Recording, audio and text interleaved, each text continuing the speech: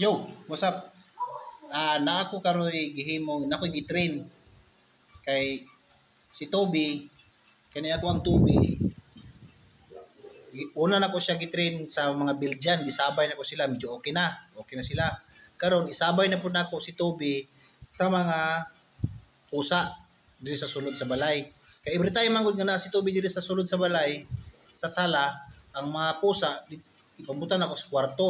Pero karon gitrain ako nga i-try siya lang magsabay sila diri sa sala, pero ako pang gina-observe. Gina-train na nako si Toby kay medyo si Toby man gud kini man gud si Toby ang aggressive sa mga pusa. So akong i-train nga magsama sila diri sa sala para di na kinahanglan na itaguan sa kwarto. Nara, Choy. O nara sila. Muban tuara. Tura muban. Tura. Kanya isa nas bangko. Kanya na silang kuan. Kanya paniid kay every time nga naa si Toby diri sa sala, kini silan ako kini si Toby. Oh. Oh. Every time nga naa si Toby diri sa sala, ang kining mga cat, ako ni sila ginasulod dito sa kwarto.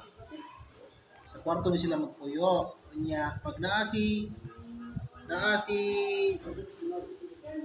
ang mga cat diri sa sala, si Toby, dito na siya sa iyang mga kauban sa teres.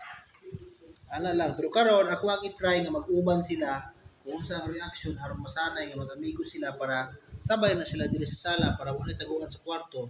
Toby, Tab! Agoy! Toby!